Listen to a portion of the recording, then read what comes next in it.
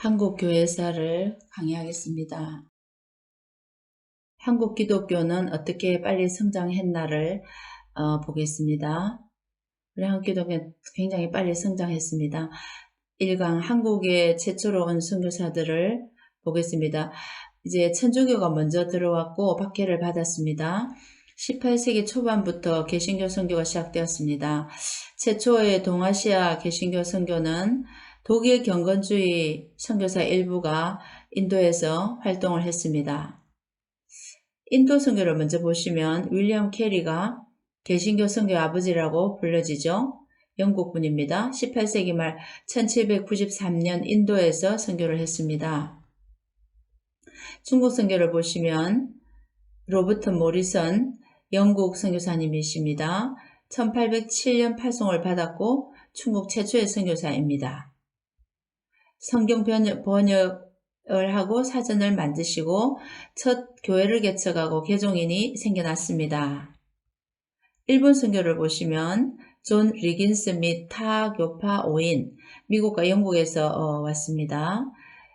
최초의 일본 선교사는 1859년 미국 성공회 소속으로 왔다고 전해지고 있습니다.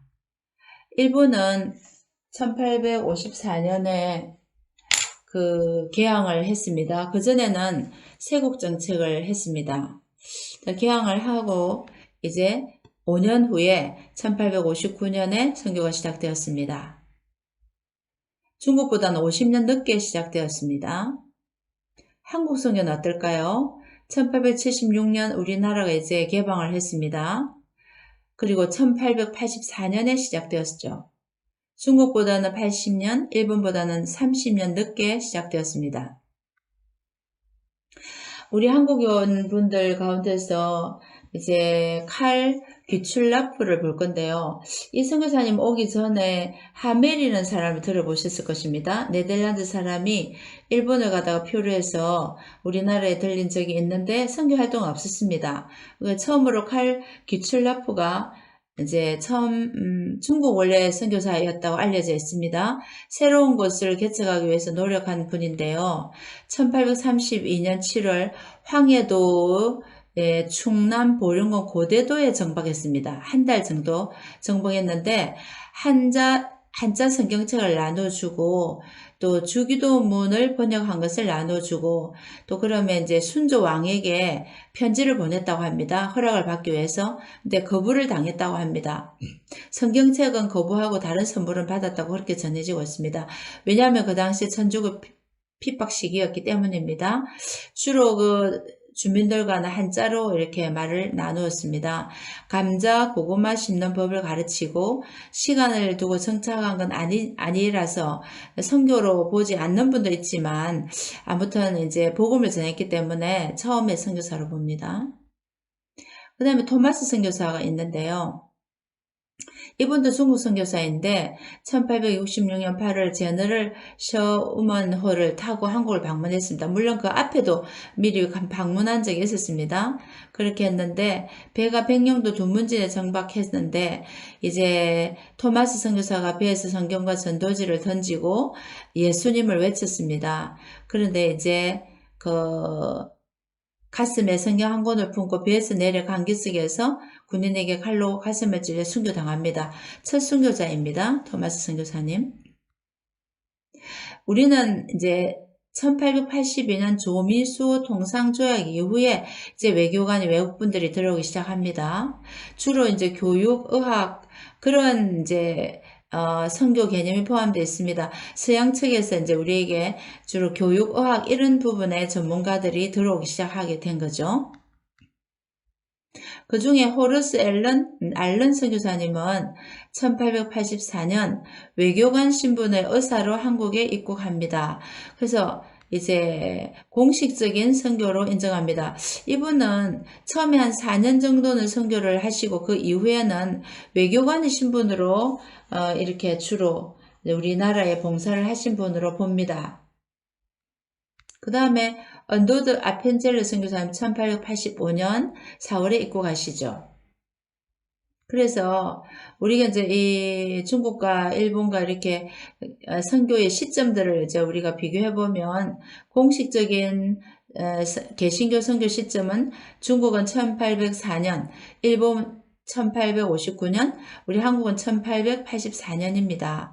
그래서 우리가 1984년 한국 기독교 100주년 기념 선교대회를 여의도에서 가졌습니다. 이강 구한말 위기 속에 삭던 희망. 한국 기독의 특징을 보시면 아시아에서 선교적 개종을 통해 실제 부흥한 유일한 나라입니다. 아시아 나라 중에서 개종을 통해서 한 나라는 우리나라가 유일합니다.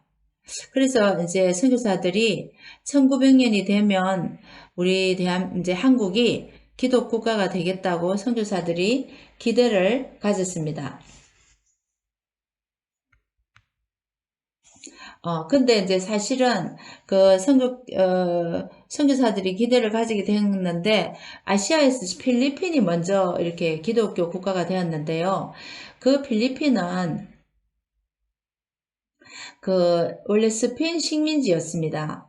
남미와 비슷한데요. 400년간 식민 지배를 형성했었는데, 이제 스페인은 주로 남미와 비슷하게 스페인 식민지 때는 주로 카톨릭이었죠. 그런데 스페인과 미국이 1898년 전쟁을 하게 됩니다. 미서 전쟁인데요. 미국이 승리하게 됩니다. 그래서 필리핀, 쿠바, 괌 이런 게 전부 다 미국 영토가 되면서 필리핀이 미국 식민지가 되어서 영어로 언어가 바뀌고 기독교를 받아들여서 필리핀이 기독교 국가가 되었죠. 근데 우리 한국 기독교는 이제 실제로 우리가 선교 개종을 통해 부흥하고 한 유일한 나라라고 이렇게 본 거죠. 자, 그럼 우리가 초기 한국 기독교 부흥의 원인 중에 첫 번째 원인이 무언가를 보겠습니다. 구한말, 절체절명에 처한 나라의 운명이 초기 한국 기독교 부흥의 첫 번째 원인이었습니다. 한국이 기독교를 수용한 이유는 이제 우리가 너무 그때 이제 나라의 운명이 어렵기 때문에 국가적인 위기를 극복할 수 있는 길이라고 판단했습니다. 기독교를 수용하는 것이요. 한국 상태가 아주 최악이었습니다. 자, 그럼 상태를 이제 그 당시에 지식인들은 이렇게 우리나라가 어려울 때 기독교 국가가 되면 영국, 미국 같은 강대국이 될 수 있을 거라고 생각했습니다. 그 당시 우리나라는 오랫동안 중국 영향의 아래 있었기 때문입니다. 자, 우리가 어떤 상태인가를 한번 살펴보시면요. 강화도 조약 체결 1876년에 있었습니다. 처음으로 독립국가를 선언한 거죠. 계속 중국의 간섭을 받다가 이제 중국의 간섭 없이 처음으로 외교권을 행사하는 조약입니다. 그때부터 일본이 한국에 진주를 시작했습니다. 자, 강화도 조약에 불만을 가진 중국이 군대를 조선에 파병했어요. 그러니까 청나라도 우리나라에 들어오고 일본도 주둔을 시작하고 해서 청일 군대가 10여 년간 조선에 주둔을 했어요. 아주 어려운 상황이었습니다. 이모군란이 일어났습니다. 1882년. 신식 군대와의 차별 대우로 인해 발생한 구식 군대의 반란입니다. 원래 구식 군대가 있는데 신식 군대들이 들어오는 데 대해서 대우가 달랐던가 봐요. 거기에 대해서 구식 군대가 반란을 일으킨 거죠. 갑신정변이 일어납니다. 1884년. 개화파들이 일본의 힘을 얻어 일으킨 정변입니다. 사회 권력을 잡으려다가 갑신정변은 실패하게 됩니다. 동학농민운동이 1894년에 일어납니다. 동학교도가 중심이 되어 일으킨 반봉건 반외세, 외세를 물리치다, 우리나라의 힘으로 살자 이런 거죠. 그렇게 하면서 그런 운동을 한국 정부가 진압할 수 없었습니다. 힘이 없었습니다. 그래서 동학농민운동을 진압하기 위하여 중국, 일본의 군대가 추가로 더 주둔하게 됩니다. 그래서 동학군을 제거합니다. 많은 사람이 희생되었죠. 자, 얼미사변을 보시면요. 1895년 일본의 자객들이 경복궁을 습격하여 반일운동을 한 명성왕후를 시해한 사건입니다. 그래서 아간파천이 일어나는데요. 1896년 이제 왕후도 죽고 고종이 도망갑니다. 칠러 세력이 비밀리에 고종을 러시아 대사관으로 옮긴 사건입니다. 그대로 있으면 일본군에 의해서 또 시해당할 수 있기 때문에 옮겼고 이 사건을 계기로 해서 약 1년간 러시아의 영향력에 또 들어가게 됩니다. 러일 전쟁이 일어납니다. 1904년에서 1905년까지인데요. 만주와 한국의 지배권을 두고 러시아와 일본이 벌인 전쟁이에요. 일본이 승리하게 됩니다. 을사늑약인데요. 1905년 대한제국 외교권을 일본이 강탈합니다. 자, 부끄러운 경술국치를 맞이하게 되는데요. 1910년 이제 우리 조선의 통치권을 완전히 상실하게 됩니다. 일본이 다 뺏어간 그런 일이 경술국치입니다. 자, 이런 연속적으로 일어나는 민족의 비극적인 일들이 19세기 말에 계속 일어났던 것입니다. 특별히 24, 25년간 애국자들이 큰 고통을 당했어요. 더 이상 희망이 없었습니다. 그리고 특히 더 마지막 10 내지 15년 사이에는 우리가 자립을 해야 된다 하는 필요성이 고조됐습니다. 그래서 이제 우리가 강대국, 즉 영국, 미국은 기독교 배경 국가니까 그 나라를 이제 우리가 보게 됐죠. 우리도 힘을 키워 중심국가가 되려면, 저는 미국과 영국 같은 강대국이 되려면 문명화 교화를 위해서 우리도 저 나라가 믿는 기독교를 선택해야 된다. 이런 생각들이 굉장히 고조가 됐습니다. 자, 3강을 보시겠습니다. 스스로 생겨난 조선의 첫 교회. 초기 한국 기독교 부흥 원인의 두 번째를 보시면요. 자생적 신앙 공동체와 성경 번역이 있습니다. 우리 조선은요, 선교사가 들어오기 전에 이미 신앙 공동체가 있었습니다. 일반적인 선교 패턴은 선교사들의 복음 전파 이후에 교회가 형성되고 그 다음에 성경이 번역되는 게 일반적인 패턴이죠.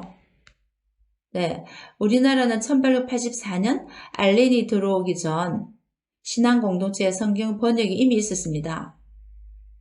우리는 중국과 일본보다 후발주자임에도 비약적으로 우리 기독교가 발전한 이유는 이런 자생적 신앙 공동체와 성경 번역이 있었기 때문이라고 봅니다. 자, 그걸 좀 자세히 보시면요. 스코틀랜드 선교사 존 로스 목사님은 만주 지역 심양에 거주하는 중국 선교사였습니다. 만주 부근의 도시 단동이나 또 봉황문, 그런 고려문이라고 합니다. 지금 봉황문 등의 변방 선교를 하셨어요. 근데 이제 그곳에 가면 조선인들 시장인 고려문 근처에 세워졌습니다. 거기 가면 조선인들이 많이 와서 이제 장사를 하고 있었어요.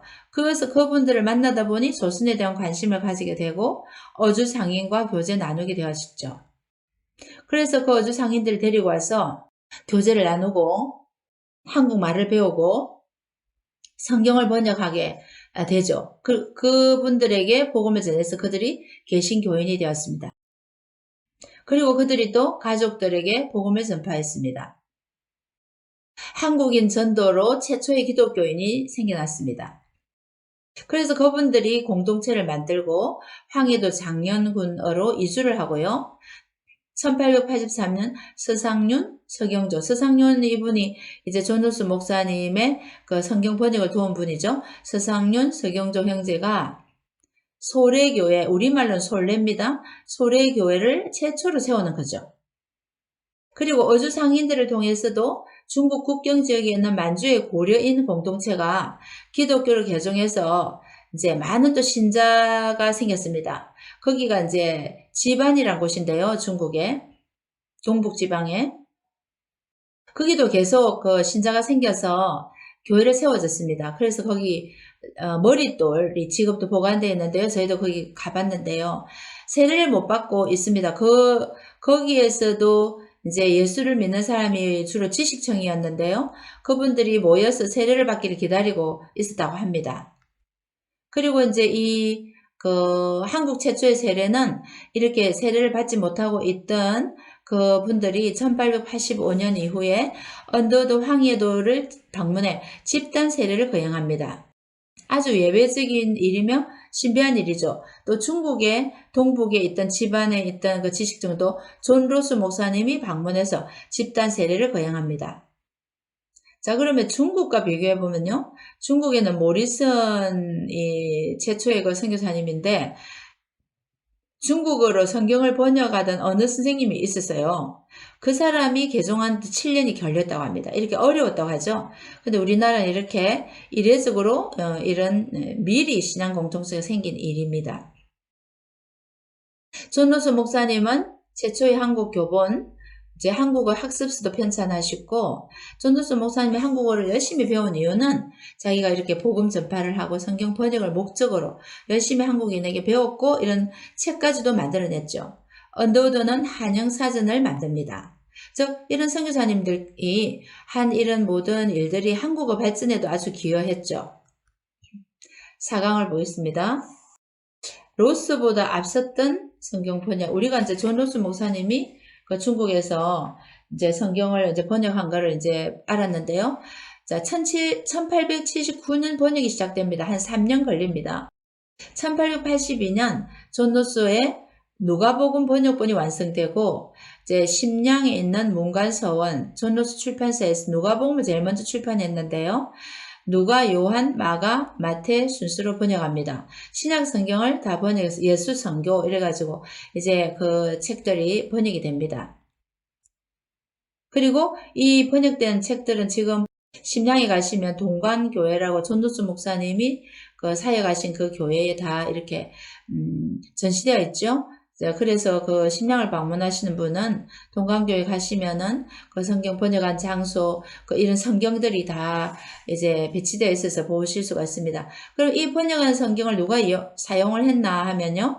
소래교회 만주국경 지역, 만주국경, 중국에는 만주국경 지역과 우리 그 황해도에 있는 소래교회 그런 기독교인들이 이 전도수 목사님의 번역을 이제 사용해서 읽었다고 합니다. 그래서 이것을 이제 중국에서 번역된 이 성경을 이제 한국으로 옮겨올 때 굉장히 어려움이 있었어요. 백홍준 이분은요, 한 장 한 장 찢어서 붓대롱에 말아서 그렇게 가져왔답니다. 앞에 이제 옮기려 하다가 실패를 하고 빼앗기고 다 이렇게 강물에 던져지고 했기 때문에 아주 한 장 한 장을 뜯어서 그렇게 보관해서 옮겼다. 아주 생명을 바친 그런 어려움 속에서 성경을 가지고 왔다 합니다. 그럼 전도수 목사님 성경 전에 다른 성경이 있었나? 이수정이라는 분을 우리가 한번 볼 수 있는데요. 수신사입니다. 이분은 조선 말기에 일본에 파견된 외교사절단인데요. 외교사절단이라는 것은 1882년 2차 수신사 박영효의 수행원으로 일본에 간 이수정. 박영호라는 수신사의 수행원으로 이수정이라는 분이 가셨어요. 근데 그분은 일본 농업 발달에 굉장히 관심이 많았는데, 왜냐하면 일본은 근대화를 통해서 농업에 큰 발전을 이루고 있었습니다. 그 당시에. 그래서 그 이수정은 처다센이라는 분을 찾아갔어요. 그분은 일본시 메이지 시대의 정치가 교육하면서 아주 농업 전문가였습니다. 그래서 그분을 찾아가서 또 농업을 배우기 위해서 이제 갔죠. 이분이 이수정입니다. 그런데 그 이수정과 처다센은 어떻게 대화를 했냐면은 한자로 이제 대화를 나눴죠. 한자를 썼어요. 자, 처다센이 그때 한문 성경책을 이수정에게 선물한 겁니다. 이분이 이제 믿는 분이셨어요. 그래서 이제 이수정은 이 책을 받고는 궁금해서 미국인 선교사와 일본인 목사를 찾아가서 이제 성경 공부를 하게 됐죠. 그래서 이수정이 예수를 믿게 됐습니다. 예수를 이제 믿고 1883년 조지 녹스 목사와 야스카와 목사를 통해서 세례를 받습니다. 일본에서는 한국인으로 처음으로 예수를 믿게 되고요. 유학한 조선인을 데리고 와서 믿게 하죠. 복음을 전하죠. 일본 유학생을 가르치며 신앙 공동체를 결성합니다. 역사상 최초의 재외 한인교회를 동경에 개척하게 됩니다. 이수정이 고민했습니다. 자기가 이제 예수를 믿고 나니까 어떻게 하면 이제 한국에 다른 사람들 성경을 읽게 할 수 있을까 해서 성경 번역을 결심하고 이제 실행합니다. 왜냐하면 한문 성경은 아주 소수의 사람만이 읽을 수 있었습니다. 그 당시에도 우리 조선이 굉장히 문맹률이 높았죠. 글을 읽는 사람이 얼마 없었습니다. 그래서 한문 성경을 한국에서 사용하는 한자와 한글로 이제 혼용으로 번역합니다. 당시에는 한글이 충분히 발달하지 않은 상태였기 때문이죠. 현토 성경 번역에서 한글 옆에 한자로 각주 토를 다룬 그런 성경을 번역합니다. 3개월 만에 신약 성경을 자, 번역하고요. 마태전, 마가전, 복음서 언해. 그렇게 1883년에 번역을 하게 됩니다. 1884년까지 사복음서를 번역하죠. 그러면 이제 로스 역 성경과 이 수정역 성경을 보시면요.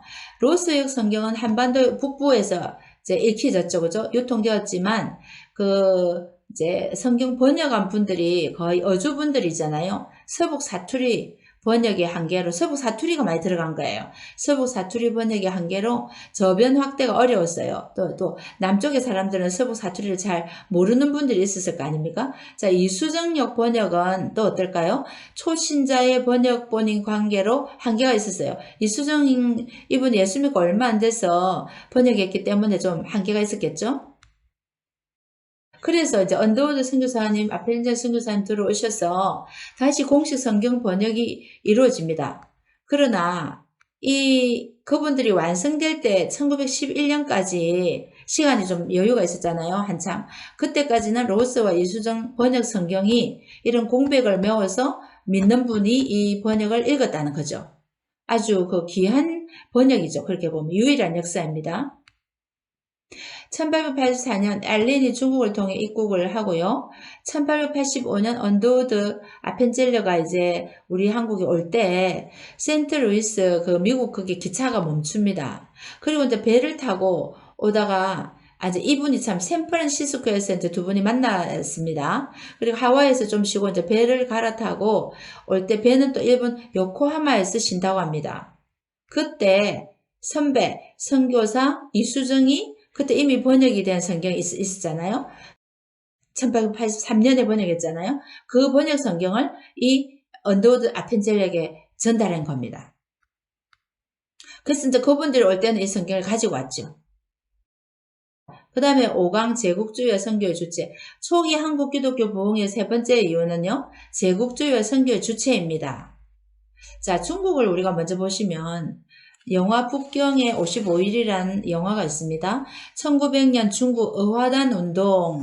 어화단이란 것은 이제 청나라 때 외세, 영국이나 미국 이런 사람을 배척하기 위해서 조직된 비밀 결사단을 어화단이라고 하는데요.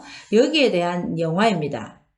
그래서 그때 중국의 상황은요. 부청 멸망이라고 청나라는 일으키고 서양은 배척해야 된다 이런 운동을 하고 있었습니다. 서양 사람을 많이 살해하고 서양의 시설을 파괴하는데 대부분 기독교, 교회, 학교, 병원 이런 것이 많이 파괴됐습니다. 그리고 북경이나 산둥 지역에 선교사를 220명이나 죽였고요. 또 중국인 기독교인, 친서양파 중국인 기독교인을 자기 동족인데도 기독교인이라는 이유로 한 40만 명 정도 기독교 중에 10% 3만 2천 명을 살해합니다. 아주 엄청난 사람을 살해합니다. 그 정도로 중국은 선교 100년 동안 기독교인 40만 명밖에 없었다. 이것도 참 놀라운 일이죠. 너무 숫자가 적다는 거죠. 왜냐하면 전 세계 모든 교파가 중국어로 선교사를 발송해서 중국이 크기 때문에.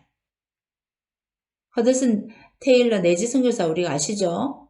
자, 이런 선교사들을 많이 온 세계에서 다 이제 파송했는데 기독교에 아주 적대적이었습니다. 중국이. 왜 그렇게 하냐면은 선교를 희망하는 대부분 다 서양 국가에서 선교사가 오는데요. 그분들이 다 그 서양 국가가 다 중국의 침략군이었기 때문입니다. 서양 제국주의의 중국 침략 과정을 보면요. 전쟁을 일으켜서 함대를 괴멸하고 항구를 개방시키고요. 영토를 강탈합니다. 그리고 자본을 가져가죠. 그리고 또 자기 군대를 파견하고 이런 이제 침략 과정을 거쳐서 서양들이 중국을 이제 침략한 겁니다. 그리고 나서 거기에서도 선교사가 오니까 선교사를 서양 제국주의 앞잡이로 볼 수밖에 없었죠. 그러니까 이제 이 중국은 100년이 지났지만 40만 명밖에 이제 기독교인이 없었고요. 이제 이것이 쌓여서 폭발한 사건이 어화단 사건인데 이제 서양을 배척하는 운동. 그래서 많은 서양인들을 죽이고 서양 기독교인들뿐 아니라 자기 동족들도 죽이고 병원 이런 걸 파괴하니까 55일 동안 북경을 포위했습니다. 북경에 거의 외국인들 많이 사니까요.